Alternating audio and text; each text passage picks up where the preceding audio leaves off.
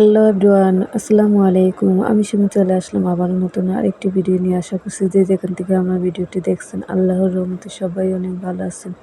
আলহামদুলিল্লাহ, আমরা আপনাদের দোয়ায় ভালো আছি।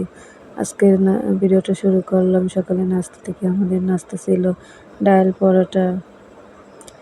তারপর দেখুন চলে আসলাম বিছানা গোছাতে। আজকে বিছানাটা চেঞ্জ করব।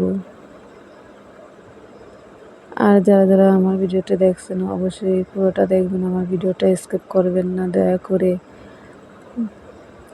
আর আমার ভিডিওটা যদি একটু ভালো লেগে থাকে অবশ্যই আমার ভিডিওটা লাইক করবেন, কমেন্টস করবেন, শেয়ার করবেন বেশি বেশি। আর যারা ফেসবুকে দেখেন তারা আমার পেজটি ফলো করবেন, ফলো করে আমার পাশে থাকার সুযোগ করে দেবেন। আর যারা ইউটিউবে দেখছেন তারা আমার চ্যানেলটাকে সাবস্ক্রাইব করে আপনাদের পাশে থাকার সুযোগ করে দিবেন। এই তো বিছানা টিছানা গুছিয়ে তারপর চলে আসলাম একটু বিকালের নাস্তা বানাতে।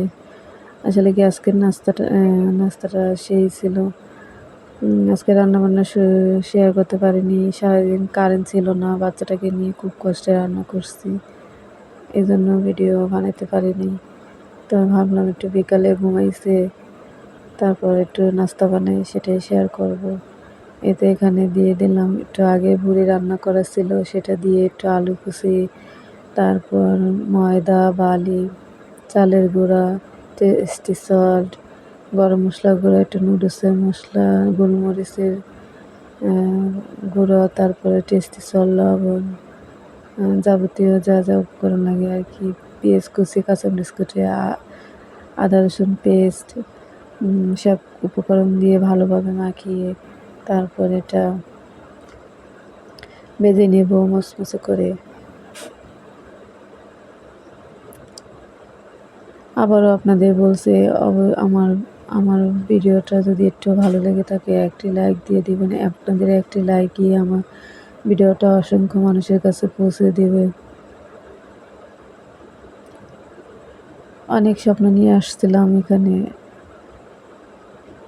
জানি না পূর্ণ হবে কি না। অনেক ডিপ্রেশনের মধ্যে আছি। আসলে কি জানেন, আমার বেশি সমস্যা হয় কি, আমার হাজব্যান্ড এটাতে সাপোর্ট করে না, মানে সে এটাতে না, সে আমি যাই করি না কেন সেটাই তার কাছে ভালো লাগে না। তো তার বিরুদ্ধে আমি এই কাজটা করতেছি, অনেক নিষেধ করার পরও আমি সেটা করতেছি, জানি না সফলতা হবো কি না।